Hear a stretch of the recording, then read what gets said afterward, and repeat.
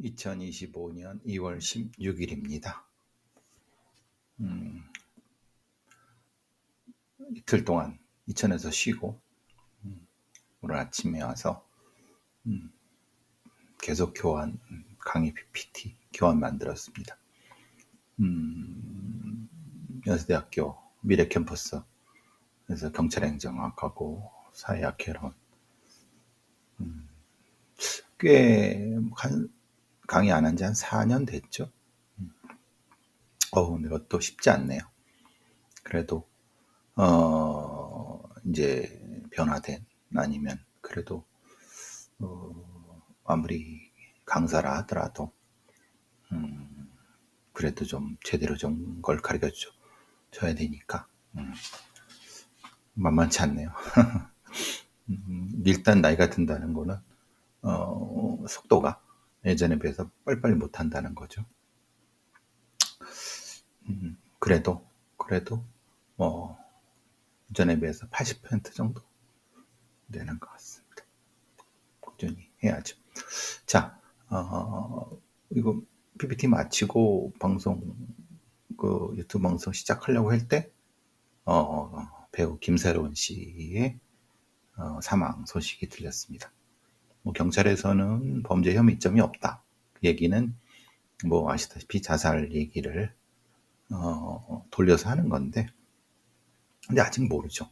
왜냐하면 그냥 범죄 혐의점이 없다. 그리고 친구가 신고해서 만나기로 했는데 친구가 신고해서 이제 가보니까 이제 그렇게 됐다라고 하니까 그 얘기 속에는 이제 이 변사 사건이 결국은 자살 사건이라는 걸 암시를 하지만 또 모르죠. 여러 가지 다른 어떤 그런 것도 있을 수 있으니까 신중하게 접근하는 건 맞는 것 같습니다. 어쨌든 현재로서는 범죄 혐의점은 일단 보이지 않는다. 그런 겁니다. 어린 나이에 아저씨죠. 원빈 배우랑 센세이션하게 아주 어린 나이에 일종의 아역 배우로서 스타가 되고 그 스타가 된 거 과정에서 소속사라든가 아니면 부모의 케어를 적절하게 받지 못하면 그건 뭐냐면은 음주운전도 그렇지만은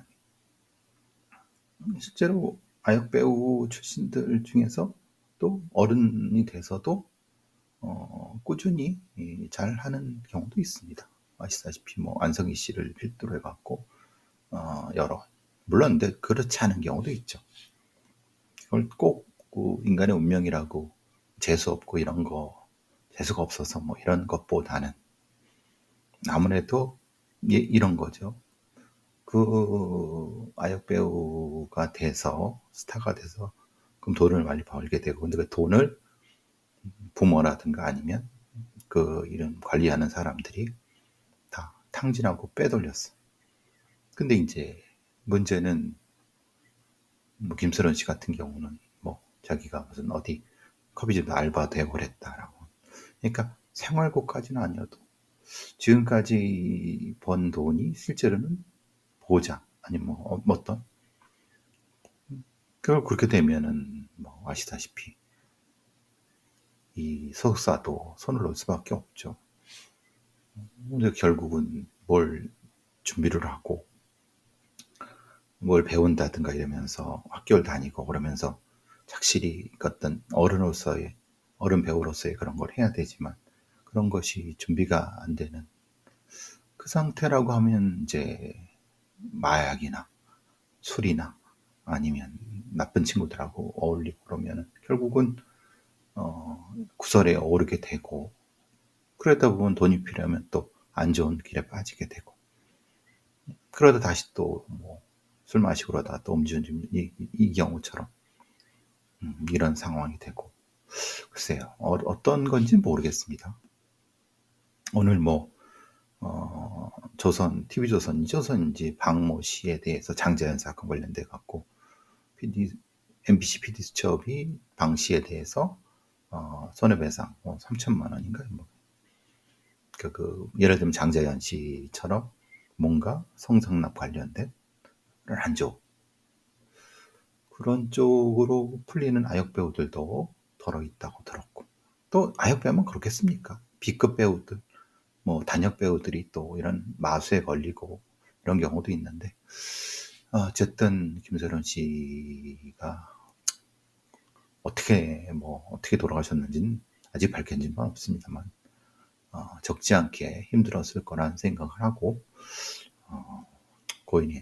삼가 고인의 명복을 빕니다.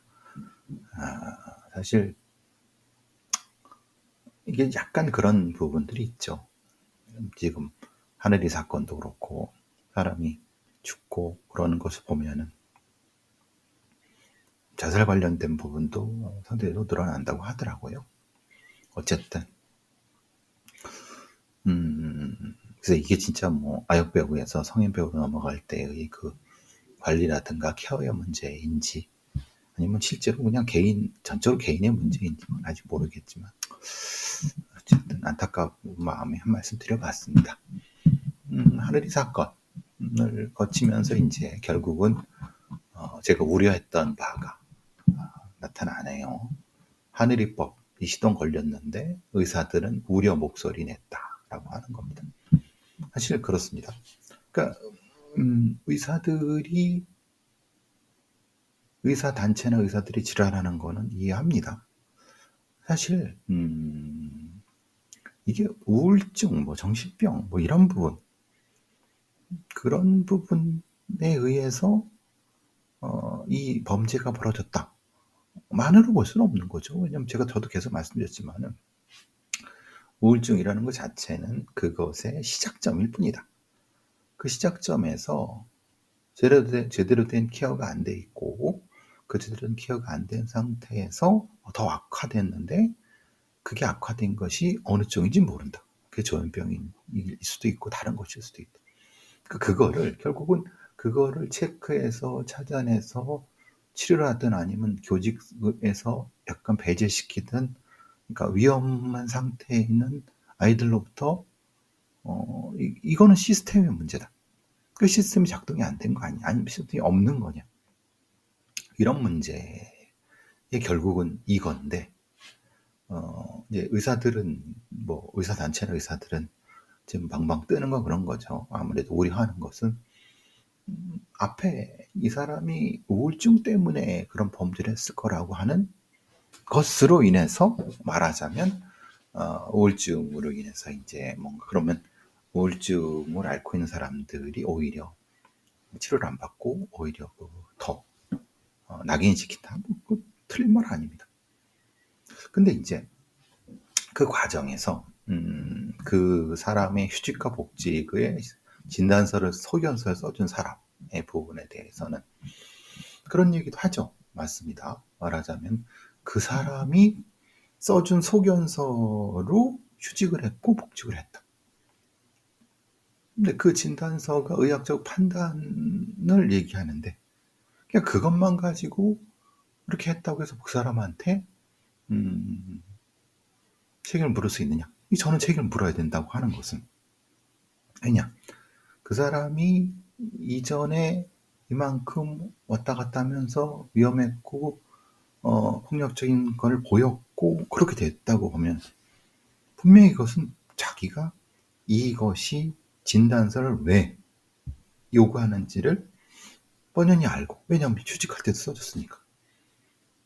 그러면은 당연히 그 부분에 대해서는 조심스럽게 접근했어야 되는데, 그냥 의사니까 진단서는 작성 당시 의학적 판단만이므로 아무 책임 없다라고 하는 것은 대한정신건강의학회 이 의사회 의사놈들도 이 사태 자체를 너무 작게 보는 거다. 그러니까 이럴 때는 실제로는 자기들 책임이 없다 그러고, 그런데 전체적으로 그 소견서나 진단서가 어떻게 쓰인다는 걸 모르는 놈은 없잖냐. 그러니까 당연히 물론 이 의사가 복직할 때 완치란 표현을 쓰진 않았을 거예요. 그런데 뭐라 그러면 그걸 써줌으로써 그 사람이 그 복직해서 교사로 일할 수 있다는 걸 알고 있는 상태에서, 응? 알고 있는 상태에서 그럼 써주는데 조심스러웠어야 된다. 그런데 환자가 써달라고 했는데 써줬는데 뭐가 문제냐? 그러면 제도적으로 문제를 제기를 하든가. 그런데 그냥 우리 의사들은 책임이 없다. 그냥 그 당시만 소연서 써줬고 그 다음에 저 사람이 그 살인한 걸 우리가 무슨 책임이냐라고 하면 그거는 너무나 또 무책임하다.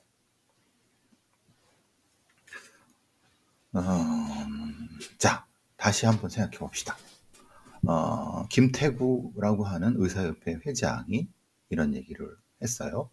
우울증 걸린 사람이 범행을 저질렀으니 우울증이 원인이라고 하는, 근데 그거는 저를 포함해서 많은 사람들이 그렇게 얘기하지 않습니다. 그건 의사, 특히 정신과 의사들이 사안을 사안을 자기 중심으로 해석하려고 하는 거지. 많은 사람들이 우울증 때문에 범행을 저질렀다고 보는 게 아니라 그 우울증 걸린 사람을 교육 현장에 저렇게 방치한 시스템에 대한 문제와 그 다음에 어쨌든 휴직과 복직 과정에서 한 의사가, 그것도 정신과 전문의가 그걸 함으로써 결과적으로 그 위험 상태를 알면서 썼다는 것 때문에 본인은 알잖아요. 그 사람이 얼마나 폭력적인, 그걸 모르면 전문가라고 할 수 없죠. 그런 부분 때문에 거기에 대한 책임을 묻자고 하는 거지, 정신질환 자체에 대한, 그러니까 이 의사들이, 이 똑똑한 이 인간들이 알면서도 지들 그거 하려고. 그러면 자, 백종우라고 하는, 저랑 방송도 같이 한 경희대 정신경과과, 이 사람이 고대 의대를 나왔어요. 그래서 제가 얘기하다 보니까 저보다 한 학번인가 두 학번 후배더라고요. 그래, 그러면은 백종우가 한 말이 맞다. 뭐냐면 복직 시 위험도에 대한 평가를 하는데 동의한다. 그런데 전문의의 평가만으로 이것이 평가가 된다고 하면 사실은 그것도 문제고, 반대로 전문의가 아닌 사람들이 평가하는 것도 문제죠. 그러니까 말하자면은 지금 이 의사들도 그렇고 많은 사람들이 얘기하는 것처럼 우울증 자체가 문제가 아니라 우울증으로 인해서 벌어진 어떤 그 사람의 지금의 위험도를 판단하는 데 있어서는 의사만 그 평가하고 심사할 때는 안 된다는 거죠. 그렇지만 의사도 역시 이걸 평가하는데 같이 참여해야 된다. 그런데 생각해 보면 특히 정신과 의사들이 이런 영역을 열어줬느냐? 흔히 말하는 지들은 우울증이나 뭐 정신적인 거 있으면 자기들이 다 독점해갖고 건강보험 같은 거 해서 자기들만 다 독점적으로 해갖고 이득을 얻고 사회적으로 지들이 뭔가 대단한 놈들처럼 이렇게 하면서 정작 위험성 평가할 때는 평가에서 이렇게 자기들이 그 진단서를 써주는 독점적인 걸 가졌으면서 이제 사건이 나니까 이제 왜 우리들한테만 책임 묻느냐라고 해버리면 그거는 너무나도 이기적인, 정신과 의사들의 너무나도 이기적인 포지션이다. 다시 말씀드리면 지금 나오는 얘기가 뭐 하늘이법이든 어쨌든 그거보다 어쨌든 이 사람의 어떤 교사든 교육 현장으로 투입되고 나올 때 그 사람의 어떤 이것을 평가하는, 이 사람이 여기서 일하는 게 맞는지 아니면 지금은 쉬고 고쳐야 되는지를 평가하는데 의사도 그 위원회에서 중요한 역할을 하지만 그렇지 않은 저희 같은 프로파일러나 범죄 전문가들도 역시 거기에 참여해서 치열한 토론과 면밀한 과학적인 지표를 통해서 확보를 해야 된다. 그런데 문제는 이 의사들의 진단서 소견서라는 것 자체가 너무나도 뭐라거나 플럭시블하다는 게 기준이 명확하지가 않다. 즉 말하자면 제가 늘 말씀드린 것처럼 국가수의 부검하는 놈들이, 의사놈들이 거기에 대한 표준화된 뭐를 딱 정해놓는 것이 아니라 지들 기준으로 다 해놓고 결국은 책임도 안 지고, 그러니까 다시 이거는 정신질환이든 아니든 하고 상관없다. 그것이 아니라 지금 이 상태에서 정신건강의학과 전문의는 정신정리를 편파하고 범죄 전문가는 범죄성을 평가해서 폭력성을 평가하고, 그래서 그걸 가지고 일정 수준의 점수가 나오거나 그러면 거기에 따라서 평가를 하자. 그렇게 하면은 그래도 좀 도움이 되는 것이 아니냐. 예를 들면 이런 거예요. 그러니까 정신과 의사들은 이렇게 생각하는 겁니다. 살인이란 것은 범죄자 개인의 인격과 도덕성이 영향을 더 크게 미친다라고 주장하는 거예요.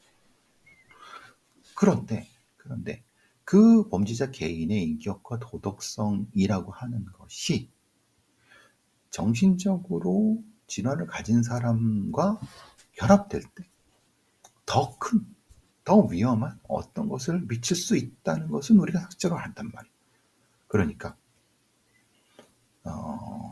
개인의 범죄성과 정신질환이 분리된 게 아니다. 그렇지만 그걸 같이 보는 것도 적절하지 않다. 그러면은 이것을 얼마만큼을 포션을 두고 판단해야 될지를 진짜 정신과 의사들이랑 법리학자들이 같이, 범죄학자든 범죄 심리학자든 그게 뭐 심리학자든 누가든 그런 지표를 만들어내는 것이 중요하지 않느냐.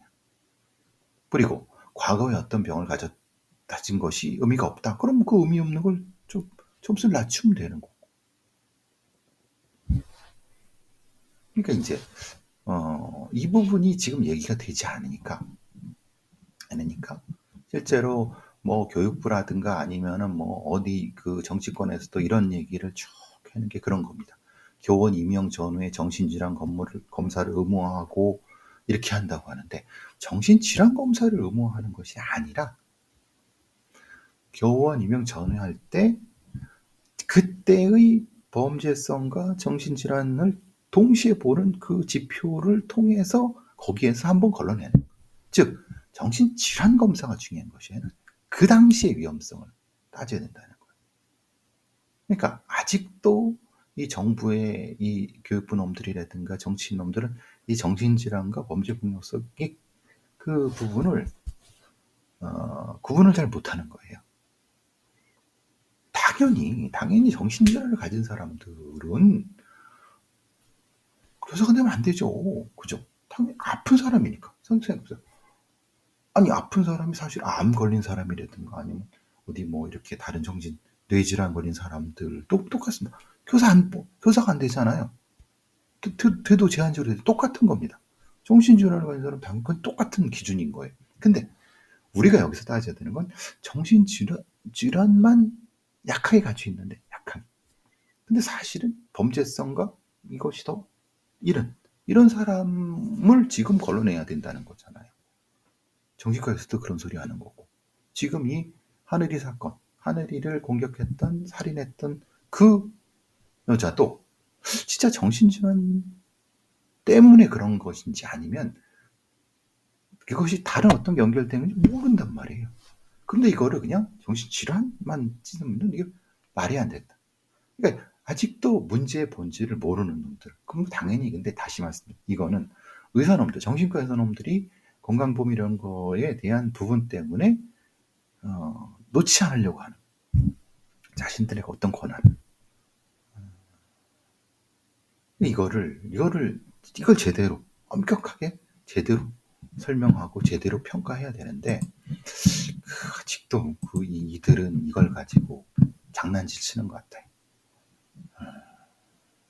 언론도 그냥 지들 그냥 편한 대로 막 하고 교육부에서 교사 맞춤형 심리검사를 상반기 내에 온라인 배포한다고 하는데 여기서 심리도구를 하는 게 뭡니까? 교사들이 2년마다 심리검사를 받게 하고 그래서 이제 심리검사 도구를 개발하는데 사실은 개인이 하는 개인 자기가 기입하는 검사도구는 아무 의미 없습니다. 왜냐하면 아니 그럼 당연히 여기서 이 심리검사를 회피하는 기법들이 나오겠죠. 그러니까 이것은 투사검사로 해야 된다. 전문적인 투사검사로서 거기에서 1차, 2차를 받게 해야 된다. 의무적으로. 그것도 강제적으로. 아니면은 불시. 샘플링으로. 그러니까 이게 왜 필요한지를 교육부 이 돌대가리들이 모르니까 그냥 맞춤형 심리검사 도구로 막 그냥 그 앙케이트 조사 지금 무식한 것들이 이 교육부에 있으니 참 거기에 그거를 가지고 장난질치는 정신과 의사들부터 시작해서 무식한 언론들이 이걸 또 이렇게 호도하니까 이러다가 그냥 말 거예요. 사실은 이러다 그냥 제일 안타깝죠. 그게 제일 안타깝습니다. 자, 범죄 몇 개 말씀을 드리죠. 노래방에서 여성을 죽이고 시신을 유기한 놈이 있는데 경기도 부천 언미경찰서에서 이놈이 조금 독특한 것 같아요. 왜냐하면 지난 13일 오전에 자신이 일하던 노래방에서 50대 여성을 살해해서 야산에 시신을 유기했는데 그러니까 사실 이 노래방 직원이고 그 피해자는 50대 여성인데 여기서 이게 그 손님으로 온 건지 아니면은 소위 말하는 노래방 도움인지 이게 실제로는 잘 드러나 있지 않아요. 그냥 B씨가 있었는데 모르는 여성을 죽였다. 노래방에서. 근데 이 여성이 어떤 여성인지. 그러니까 여성이 혼자 노래방에 올건 그럴 리는 거의 없죠. 코인 노래방이 아닌 이상. 그러면은 대체적으로 봤을 때 이것은 노래방에 소위 말하는 일하는 종업원이거나 아니면 관련된 바지사장이거나 아니면 뭐 어쨌든 일하는 애고 50대 여성은 아무래도 고도방에서 오거나 이런 도우미 쪽이 가깝지 않겠느냐. 그 과정에서 이제 뭐 예를 들면 강간하려고 했다. 그런 과정에서 살해했다. 이러면 되는데 전체적인 내용이 아니고 그냥 이 범인놈은 술 먹다 말다 침범했다. 이거는 본인 얘기죠. 근데 술 먹다가 말다 버리는데 목을 졸라 죽여? 이건 말이 안 되죠. 말하자면. 근데 이제 경찰도 의심하는 거예요. 이놈이 진술이 오락가락 하다 보니까. 사실 저는 실제로 만약에 A와 B, 가해자와 피해자 사이의 관계가 이렇다고 하면 딱 강호순 사건입니다. 강호순 이 새끼가 노래방에 있던 도우미들을 죽여서 그러니까 사건의 수사선을 얼마나 파악하고 그것에 대해 정확 관계를 파악해서 거기에 있는 범행 수법 애모하고 거기 나타나는 혹시 시그니처라든가 이런 걸 명확히 파악하는 게 얼마나 수사에 중점적인지. 그러니까 기자애들도 이런 걸 모르니까 그냥 경찰 애들이 불러주는 대로 노래방 직원이 뭐 아무런 50대 여성을 죽여서 그게 무슨 사건에 대한 설명입니까? 경찰 놈들이 숨기는 거지. 그죠? 뭘 숨기는지도 모르는 거죠. 무식한 것들, 기자놈들. 그래서, 아휴, 참, 이런 애들이 어떻게 대한민국 기자라고 하니, 참, 아깝하죠, 아깝다. 자, 미국에서는, 조금 독특한 일이 벌어졌나 봐요. 요즘 지금 머스크가 정부 무슨 부죠? 정부 연방구조조정, 정부 효율부, DOGE, 연방정부를 작은 정부로 만들려고 하는 거죠. 몇만 명씩 해고시키는 거예요. 그래서 대통령이 둘이라고 하죠. 머스크랑 트럼프. 근데 이 새끼가 지금 사고를 친 거죠. 무슨 사고를 쳤냐. 미국엔 에너지부라는 데가 있습니다. 에너지. 근데 에너지부에 국가핵안전청이라고 하는 NNSA. 거기가 뭐냐면 정부의 미국의 핵무기, 수소폭탄, 원자폭탄 얼마나 많습니까? 수천 개가 넘는 그것을 관리하는 아주 아주 아주 전문가들이죠. 생각해보면 NNSA 핵안전청의 직원들이 핵무기를 관리하지 않으면 곧 잘못 깜빡했다가 터지거나 아니면은 관리 안 됐다가 터지거나 아니면 이건 진짜 엉망이 되는 거예요. 그러니까 미국 안보의 중추인데 그냥 그 성과가 안 나는 이런 애들이 있으니까 야, 나 쟤들 해고해 한 거죠. 응? 미국 의회에서 기겁을 한 거죠. 아, 이 도라이 새끼가 이 NNSA가 뭐 하는지도 몰라? 뭐 하는지도 몰랐다는 거예요. 그러니 이런 놈한테 선무당한테 칼자를 친 트럼프랑 같은 놈도 쓰레기지만 아니 보니까 우크라이나에 히토류 50%를 달라고 하니까 우크라이나가 받아들이겠습니까? 차라리 작은 강도 러시아보다 큰 강도 미국이 그러니까 하여튼 지켜봐야 될 것 같아.